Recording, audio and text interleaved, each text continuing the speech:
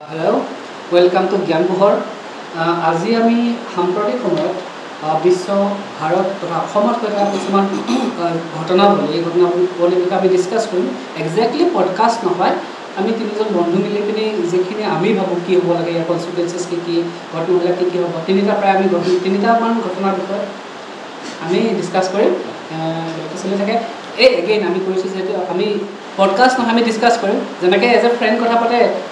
আমি একদম normal casual টাইপত আমি কথা পাতিম, ঠিক আছে। একদম প্ৰথম পৰিঘটনাটো যিটো ঘটনাটো আমি ডিছকাছ কৰিব হৈছে ইৰাণ আৰু ইজৰাইলৰ যুদ্ধ, তাৰ ফলত কি কি কনচিকুৱেঞ্চেছ ভাৰতত হ'ব পাৰে। আমি আনকি তাৰ পৰা আহি পিনে কি আমি একেবাৰে অসমত হৈ থকা যি জিঅ' পলিটিকেল চিটুৱেশ্যন আমি তালৈকে ডিছকাছ কৰিম। আচলতে আমি এইবাৰ ফাৰ্ষ্ট বনাইছোঁ যে সেইটো কাৰণে আচলতে আমাৰ হাঁহি উঠিছে, হয় নাই? অ'কে, এতিয়া যে আমাৰ যি ইৰাণ অ'কে একো নাই। আচলতে গম পাই নাই, আমি মানে এইবাৰ ফাৰ্ষ্ট বনাইছোঁ। আমি তেতিয়া মেলি বহুত দেৰি মানে ভাবিলোঁ আমি মানে কি কৰা যায় মানে। আচলতে ইহঁত দুটা আমাৰ ঘৰত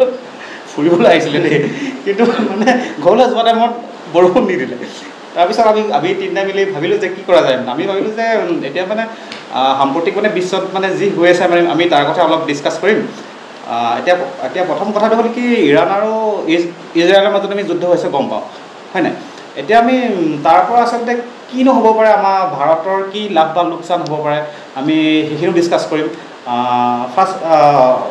প্ৰথমে মই তোমাকে সুধিছোঁ, তুমি কি ক'ব বিচাৰা তাৰ কথা? এইটো প্ৰথম কথা, যদি ইৰাণ আৰু ইজৰাইলৰ যুদ্ধ হয়, যিহেতু এতিয়া USA আহি পৰিলেহি, আজিতো চিজ ফায়াৰ অলপ আগত মানে ট্ৰাম্পে ঘোষণা কৰিছে, কিন্তু যদি হ'লহেঁতেন, অভিয়াছলি হ'ব, ইন ফিউচাৰ হোৱা যেন লাগিছে, যদি হ'লহেঁতেন, যদি ইৰাণে ডিৰেক্টলি ৰিটালিয়েট কৰিব পাৰিলেহেঁতেন, এতিয়া যদি ইৰাণে ডিৰেক্টলি ৰিটালিয়েট কৰে, ওচৰ পাজৰ যিবিলাক মুছলিম কাণ্ট্ৰি আছে সেইবিলাক যিহেতু মুছলিম কাণ্ট্ৰিবিলাকে ইউনিট হৈ থকাটো বিচাৰে বা ইউনিট হৈ থাকে, প্ৰায় দেখা যায় যুদ্ধ বিগ্ৰহ হ'লে,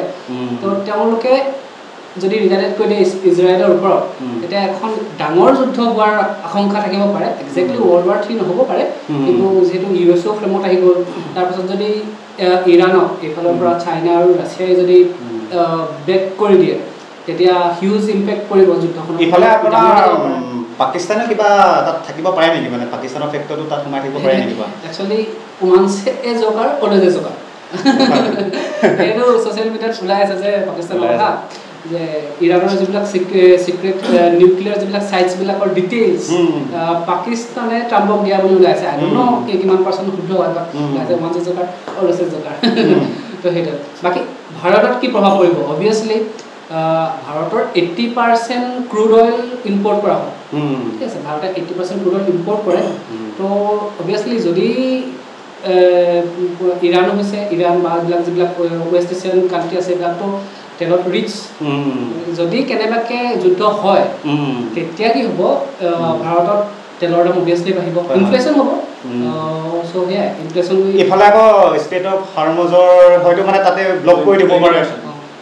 তুমি কোৱা 20% যিহেতু ট্ৰেড, 20% ট্ৰেড যিহেতু ষ্টেট অফ হৰমুজৰ মাজে ৱৰ্ল্ডৰ, তো গতিকে অকল ইণ্ডিয়াতে বুলি নহয়, এটা গ্ল'বেল ইনফ্লেশ্যনাৰী ইফেক্ট দেখিব পোৱা যাব। এনেও কৰোণাৰ পিছত 2019 চনৰ পিছত ৱৰ্ল্ডৰ ইকনমি অলপ ডাউনৱাৰ্ড শ্ল'পত চলি আছে, গতিকে যদি এনেকুৱা ধৰণৰ যুদ্ধ হয় অভিয়াছলি ইকনমি কলাপছ কৰিব পাৰে। বাকী ডনাল্ড ট্ৰাম্পৰ মানে ইয়াত কি ইম্পেক্ট থাকিব পাৰে, তুমি ক'বাচোন। তাৰ কথা কৈ লওঁ, যোনবিলাক আমাৰ মিলিটাৰী বেছ আছে চাবাহাট পোৰ্টত, তাত কণ্টিনিউ কৰিব পাৰা। যোনবিলাক আমাৰ মানে মিলিটাৰী বেছ আছে চাবাহাট পোৰ্টত, ইণ্ডিয়াই ডেভেলপ কৰিছিলে 235 বিলিয়ন দি পিনি আম্বানী পোৰ্টত, তাত এফেক্ট কৰিব পাৰে। তাত আমাৰ লছ আহিব পাৰে, তাৰ পৰা ইণ্ডিয়ান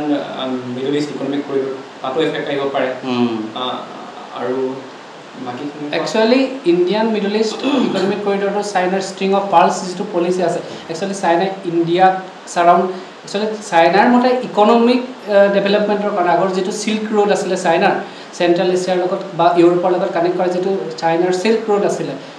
চাইনাই এনেকৈ কয় যে সেই ৰোডটোকে পুনৰুজ্জীৱিত কৰিবৰ বাবে এটা ৰোড বনাইছে, তো মানে ট্ৰেডৰ কাৰণে বেচিকেলি ইউৰোপ আৰু চেণ্ট্ৰেল এছিয়াৰ যিবিলাক কাণ্ট্ৰি আছে তেওঁলোকৰ লগত কানেক্ট কৰিবৰ কাৰণে ৰোড বনাইছে ষ্ট্ৰিং অফ পাৰ্লছ বুলি কওঁ সেইটো চ' একচুৱেলি ষ্ট্ৰেটেজিকেলি এইটো দেখা যায় যে সেই ৰোডটো একচুৱেলি ইণ্ডিয়াক ছাৰাউণ্ড কৰি বনাইছে আৰু ইণ্ডিয়াৰ যিটো POK এৰিয়া আছে পাকিস্তান অকুপাইড কাশ্মীৰ আছে সেইখিনিত উইদাউট ইণ্ডিয়ান এপ্ৰুভেল ইণ্ডিয়াৰ এপ্ৰুভেল নোহোৱাকৈ তেনে সেই কি বুলি কয় চাইনাই তেওঁলোকৰ সেই ষ্ট্ৰিং অফ পাৰ্লছৰ এটা ব্ৰাঞ্চ এফিলেট আহিছে গতিকে ইণ্ডিয়াৰ ছভাৰেনিটিৰ ওপৰত কি বুলি কয় এফেক্ট কৰিছে সেইটো ষ্ট্ৰিং অফ পাৰ্লছে তাক কাউণ্টাৰ কৰিবলৈ ইণ্ডিয়াৰ এটা ধৰি লওক অভিয়াছলি ডায়মণ্ড অফ নেকলেছ বুলি কয় ন তো ৰোড বনাইছিলে তাৰ আণ্ডাৰত IMEC ভাইটিয়ে ক'লে যে IMECৰ কথা ক'লে Indian Middle East economic corridor বনাইছিলে এইটো একজেক্টলি ইৰাণৰ মাজেৰে নাযায় কিন্তু ইৰাণৰ ছাইডৰ কাণ্ট্ৰিৰ মাজেদি যায় যদি কেনেবাকৈ যুদ্ধ হয় অভিয়াছলি তাৰ ওপৰতো প্ৰিভেণ্ট কৰিব তাৰ ওপৰতো কি বুলি কয় ইফেক্ট পৰিব চৰি ফৰ দ্য ৱৰ্ড চিলেকশ্যনছ সেয়াই হ'ব পাৰে তাৰপিছত ডায়েছপৰাবিলাক ইফেক্ট হ'ব পাৰে ইণ্ডিয়ান ডায়েছপৰাবিলাক ইণ্ডিয়ান যি ৰেমিটেন্স আহি থাকে বহুত বেছি পৰিমাণে অভিয়াছলি কমি যাব মানুহে কমি যাব বাকী সেই ৰাছিয়া ফেক্টৰটো হয়তো মানে জড়িত হ'ব পাৰে কাৰণ আমি জানোৱে ন মানে ৰাছিয়া আৰু মানে US তেখেতৰ মাজৰ সম্বন্ধটো বহুত বেছি মানে ভাল নহয় মানে এনেকৈ যদি ধৰি লওক যুদ্ধ যদি বহুত বেছি যদি হৈ যদি গৈ থাকে তেতিয়া হয়তো মানে ৰাছিয়াই হয়তো মানে ইৰাণৰ লগত হয়তো লগ দি দিব পাৰে তো মানে এনেকৈ হয়তো মানে তৃতীয় বিশ্বযুদ্ধ হ'বও পাৰে মানে দেই কিন্তু হ'ব নালাগে মানে বাকী ইমানেও কিন্তু এতিয়া বৰ্তমান যুদ্ধ হৈ আছে কিন্তু ডোনাল্ড ট্ৰাম্পে মানে ৰিচেণ্টলি ক'লে মানে নাই মানে এতিয়া বন্ধ কৰি দিব লাগিব আৰু চিজ ফায়াৰ ঘোষণা কৰিছে অলপ আগতে আজি 4-5 ঘণ্টাৰ আগত আৰু আজি 24 তাৰিখে চাগে ভিডিঅ' বনাইছোঁ বাকী এতিয়া আমাৰ অসমৰ প্ৰেক্ষাপটত যদি ক'বলৈ যাওঁ এতিয়া আমাৰ নতুনকৈ যি মানে আৰ্মছ মানে আপোনাৰ অধিকাৰটো যি বৰ্ডাৰিং এৰিয়াত আছে তাত দিছে সেইটো কথা তুমি কি ক'বা একচুৱেলি আৰ্মছ চ' আমি জানোৱে যে অসমত অভিয়াছলি ট্ৰাইবেল পপুলেশ্যন আছে তেওঁলোকৰ কাৰণে কনষ্টিটিউশ্যনেলো কিছুমান প্ৰভিজনছ আছে বা চৰকাৰেও প্ৰভিজনছ বনাইছে নহয় জানো গতিকে কি হয় তেওঁলোকৰ অভিয়াছলি সুবিধাৰ কাৰণে তেওঁলোকৰ ইকনমিক হওক এডুকেশ্যনেল বেনিফিটছে হওক তেওঁলোকৰ চ' এটা প্ৰৱণতা দেখা যায় যিবিলাক ট্ৰাইবেল লোক তেওঁলোকৰ প্ৰৱণতা দেখা যায় যে তেওঁলোকে এটা গ্ৰুপ পাতি থাকি ভাল পায় আৰু তেওঁলোকৰ অভিয়াছলি নিজৰ আচাৰ ৰীতি নীতি আছে তেওঁলোকে অকলশৰে থাকি ভাল পায় জনমানসৰ পৰা মানে একচুৱেলি টাউনৰ পৰা আঁতৰত থাকি ভাল পায় আৰু তেওঁলোকে একেলগে থাকি ভাল পায় একেলগে থাকে চ' কি হয় মেডিয়া টাইমছ কি হয় পশু পক্ষীৰ বা হিংস্ৰ জন্তুৰ আক্ৰমণেই হওক বা তেওঁলোকৰ বেলেগ ছাইডৰ বেলেগ এইখিনি লোকৰ লগতে সংঘৰ্ষই হওক অফেন তেওঁলোকৰ লগত তেওঁলোকে লিপ্ত হোৱা দেখা যায় গতিকে তেওঁলোকৰ তাৰ বাবে আৰ্মছ ছেক্টৰ অভিয়াছলি কথা আমি গম পাইছোঁ যে আৰ্মছ দিয়াৰ লাইচেঞ্চ দি পিনি আৰ্মছ দিয়াৰ কথা ভাবিছে ঠিক আছে গতিকে ই কেনেকৈ ইফেক্ট ল'ব পাৰে প্ৰথম কথা মানুহে এটা দুটা ক'ব তাৰপিছত মই কওঁ অ'কে মানে মেইনলি মানে বাংলাদেশ লিবাৰেশ্যন ৱাৰ যেতিয়া হৈছিলে 1971ত মানে তাৰ পিছৰ পৰা মানে বাংলাদেশৰ পৰা বহুত বেছি মানে ইলিগেল ইমিগ্ৰেশ্যন মানে অসমলৈ অহা হ'ল ঠিক আছে তেনেকৈ মানে কি হ'ল মানে অসমত মানে সেই বহিৰাগত প্ৰব্ৰজনকাৰী সংখ্যা বাঢ়িবলৈ ধৰিলে তো মানে তাৰপিছত কি হ'ল মানে অসমৰ সেই যি ক'লে মানে এই ট্ৰাইবেল মানুহৰ কথা ক'লে সেই মানুহখিনি মানে কি হয় মানে নিজৰ জেগাতে থাকি তেনেকৈ ভাল পায় মানে যেতিয়া মানে বাহিৰৰ পৰা মানুহ আহি যায় ন মানে এতিয়া মানে ছিকিউৰিটি থ্ৰেট আহি পৰে মানে তো মানে তেনেকৈ মানে যিখিনি আমাৰ ধৰি লওক বাংলাদেশৰ যি ছাইডত যিখিনি আমাৰ ডিষ্ট্ৰিক্ট আছে হয়নে গোৱালপাৰা ধৰি লোৱা তোমাৰ নগাঁও তাৰপৰা শ্ৰীভূমি তাৰপিছত ধৰি লওক গুৱাহাটীৰ এইডোখৰ কি কয় হাতীগাঁও কয় নেকি সেই অঞ্চলকেইটাত মানে আৰ্মছ ৰাইটটো দিব আৰ্মছ ৰাইট মানে এনেকুৱা নহয় ধৰি লওক আপোনাক মানে AK-47 দি দিব মানে ঠিক আছে সেনেকুৱা নহয় মানে জাষ্ট মানে আপোনাক হেণ্ডগান দিব মানে হেণ্ডগান দিব কিন্তু সেইটো এনেকুৱা নহয় যে মানে এনেই গৈ পিনে মানে যিকোনো মানুহ এটাকে দি দিব মানে তাৰ কাৰণে মানে চাব মানে যে মানে এজন মানুহ এলিজিবল হয় নাই মানে পাবৰ কাৰণে নৰ্মেলি মানে এইটো মানে অশিক্ষিত মানুহ এজনক যদি একদম যদি দি দিয়ে ন মানে তো মানে সেইটো মানে তাৰ কনচিকুৱেঞ্চটো হয়তো মানে বেয়াও হ'ব পাৰে ধৰি লওক পাৰ্চনেল কাজিয়াৰ কাৰণে বা পাৰ্চনেল কনফ্লিক্টৰ কাৰণে যদি বন্দুক যদি ইউজ কৰে তেতিয়াতো তাক ল' এণ্ড অৰ্ডাৰটো অভিয়াছলি তাক বেয়া হৈ যাব।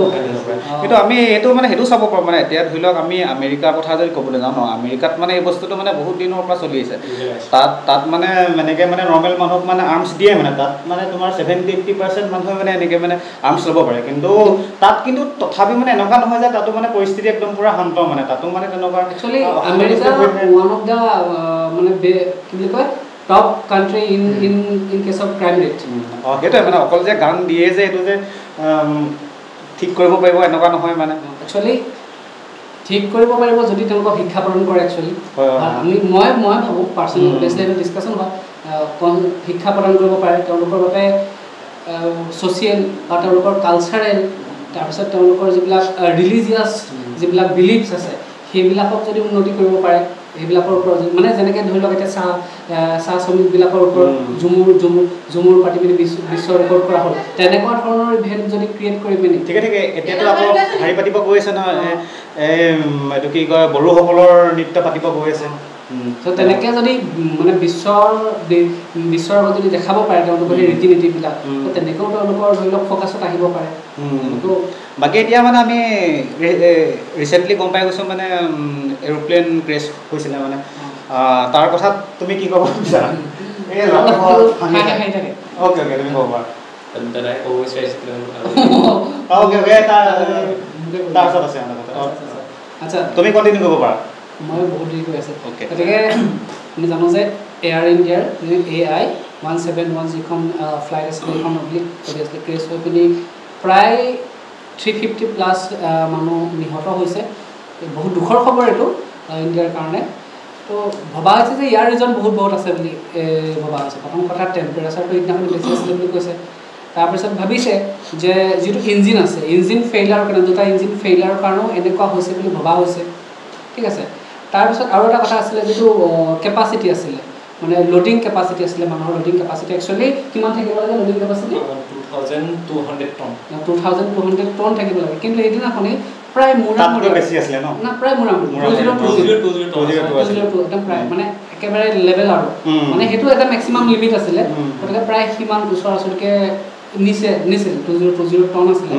গতিকে সেইবিলাকৰ ৰিজন বুলি ভবা হৈছিলে। এতিয়া ইনভেষ্টিগেশ্যন চলি আছে বাট আমাৰ যিসকল লোক নিহত হৈছে বা যিসকল আহত হৈছে তেওঁলোকৰ প্ৰতি সহমৰ্মিতা আমাৰ সদায় আছে এনেকুৱা যাতে পৰিঘটনা পুনৰ সংঘটিত নহওক মানে তাৰ বাকী ভাইটিয়ে প্ৰথমতে কি যেতিয়া প্লেনখন উৰিছিলে বহুত লেটকৈ টেক অফ হৈছিলে দেখা গৈছিলে তাত কেইবাটাও পচিবিলিটি কেইবাটাও ৰিজন আহিছিলে কি যেতিয়া টেক অফ হ'ব লৈছিলে এটা ফাৰ্ষ্ট কেছ ষ্টাডি মতে কৈছে কি এটা ইঞ্জিন বেয়া হ'ল নেকি এটা ইঞ্জিন বেয়া হ'লেতো অলপ শ্ল'কৈ টেক অফ হয় কিন্তু বয়িং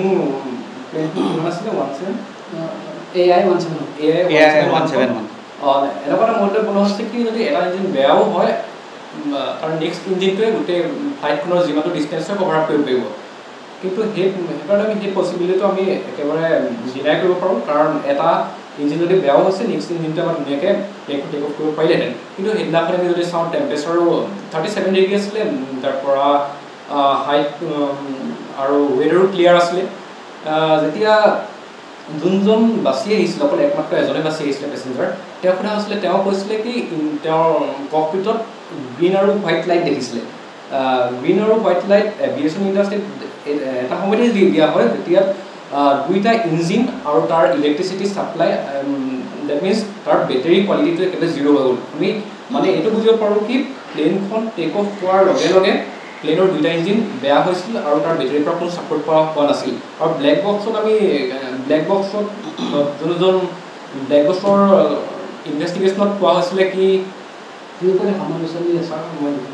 ব্লেক বক্সৰ ইনভেষ্টিগেশ্যনত পোৱা হৈছিলে তেওঁ পাইলটজনে কৈছিলে কেপ্টেইনজনে কি তেওঁ থ্ৰাষ্ট পোৱা নাছিলে ইঞ্জিনত কিবা ফেইলিয়াৰ আহিছিলে আৰু তেওঁ কৈছিলে মেডে কিন্তু এভিয়েশ্যন ইণ্ডাষ্ট্ৰী আটাইতকৈ মানে ইমাৰ্জেঞ্চি এটা ৱৰ্ড হয় মেডে মানে ক্ৰেছ হ'ব ট্ৰেইনখন আমি আৰু একো কৰিব নোৱাৰোঁ পাইলট আৰু কেপ্টেইনৰ একো পাৱাৰ নাই সেইকাৰণে আমি আৰু এটা পচিবিলিটি আছিলে কি বাৰ্ড ষ্ট্ৰাইক হৈছিলে নেকি আমি যোনটো এয়াৰপ্লেনখনৰ ক্ৰেছৰ যোনটো ভিডিঅ' আছিলে তাত কোনো বাৰ্ড দেখা নাছিলে সেইটো হ'বই নোৱাৰে মেইন পচিবিলিটি এইটোৱে দুইটা ইঞ্জিন বেয়া হৈছিলে নেকি তাৰ কাৰণে ৰেছপনচিবল কোন হয় বয়িং হয় এনে এয়াৰ ইণ্ডিয়া হয় তাৰ ইনভেষ্টিগেশ্যন হৈ আছে কিন্তু most of the কেছত এইবিলাকত পাইলটকে কয় কি এৰৰটো পাইলটৰ আছিলে পাইলটৰ ভুল আছিলে যাৰ কাৰণে ইঞ্চুৰেঞ্চটো ক্লেইম কৰিব পৰা জলদি হোৱা যায় আৰু নেক্সট কি হয় ইনভেষ্টিগেশ্যনে কি ক'ব ইয়াৰ একুৰেট ইনফৰমেশ্যনটো আমি ইন ফিউচাৰ দেখিবলৈ পোৱা যাম যদি ইনভেষ্টিগেশ্যনটো যদি পাব্লিক কৰা হয় অ'কে বাকী বাকী যদি এতিয়া আমি অসমৰ প্ৰেক্ষাপটত যদি আকৌ ক'ব যাওঁ যে আমি দেখা পাওঁ যে গুৱাহাটীত মানে কেনেকুৱা মানে বানপানী সৃষ্টি হয় কৃত্ৰিম বানপানী হয় তাৰ বিষয়ে তুমি কি ক'বা এটা একদম আউট অফ সিলেবাস আছে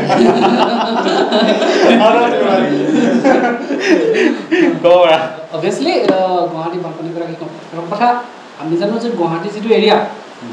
চাৰিওফালে পৰ্বত আছে ঠিক আছে চ' চাৰিওফালে পৰ্বতে আগুৰা আৰু ছেকেণ্ড কথা ব্ৰহ্মপুত্ৰখনো ওচৰতে আছে চ' যেতিয়া মৌচুমী বতাহ আহে খুন্দা খাই পিনি ডাৱৰ সৃষ্টি হয় ডোখৰত কি বুলি কয় ফানেল টাইপ টপোগ্ৰাফি ভালকৈ ক'ব পাৰিব মই কৈছোঁ নহয় আউট পাৰিব চ' পাহাৰৰ কাৰণে যেতিয়া ডাৱৰ কম হয় তাতে বৰষুণ হোৱাৰ প্ৰৱণতাটো বেছি থাকে ওচৰতে ব্ৰহ্মপুত্ৰখনো আছে তো আৰু কথা হ'ল যে কি মেঘালয় পানী এৰি দিয়ে বুলি বহুত সময়ত ওলাই আছে কেতিয়াবা এৰিও দিয়ে তো কি হয় আৰু চিটি প্লেনিং অবভিয়াছলি বানপানী হোৱাৰ ওৱান অফ দ্য কৃত্ৰিম বানপানীটো পৃথিৱীৰ অবভিয়াছলি প্ৰায় অলমষ্ট যিমানেই ভাল চিটি হওক চবতে দেখা যায় তাৰ ওপৰত যিটো আটাইতকৈ বেছিক যাক দুখ দিয়া হয় সেইটো চিটি প্লেনিং চিটি প্লেনিঙৰ ওপৰত ড্ৰেইনেজ চিষ্টেমটো ভাল নহয় তাতে বহুত মানুহে ধৰি লওক তাতে জাবৰ জোঁথৰ পেলাই নলা নৰ্দমা আৰু প্লাষ্টিকৰ সামগ্ৰী পেলাই যিবিলাকৰ মানে নলা নৰ্দমাবিলাকত প্লাষ্টিকে ব্লক কৰি দিয়ে পানী যাব নিদিয়ে অবভিয়াছলি তো তেনেকুৱা ৰিজন হ'ব পাৰে একজেক্টলি অবভিয়াছলি মোৰ নলেজ সীমিত ইয়াৰ বিষয়ে তুমি যদি কিবা ক'ব পাৰা তাকে আমি এতিয়া গম পাওঁ কি জাপানত কেনেকুৱা টেকন'লজি ইউজ কৰে জাপানত মানে কি কৰে মানে পানীখিনি ৰাস্তাটো তলত মানে ৰাস্তাটো এনেকুৱাকৈ বনায় যাতে মানে পানীখিনি মানে ৰাস্তাটো শুহি পিনে তললৈ গুচি যাব পাৰে মানে তেনেকুৱা মানে হ'ল টাইপৰ কিছুমান চিষ্টেম কৰে আমি হয়তো মানে জাপানকো ফ'ল' কৰিব পাৰোঁ অবভিয়াছলি সেয়া আৰু সেয়া ডিছকাশ্যনৰ ফাইদা সেয়াই মই নাজানিলোঁ তেওঁ ক'লে অ'কে তেওঁ নজনা কিছুমান মই ক'লোঁ অ'কে চ' আকৌ যদি কেতিয়াবা ইহঁতৰ ঘৰলৈ আহোঁ বা আমাৰ ঘৰলৈ যায় তেতিয়া নেক্সট ব্লগ বনাওঁ বাকী আপোনালোকে ভিডিঅ'টো কেনেকুৱা পালে কমেণ্ট ছেকশ্যনত জনাব আপুনি ক'ব নেকি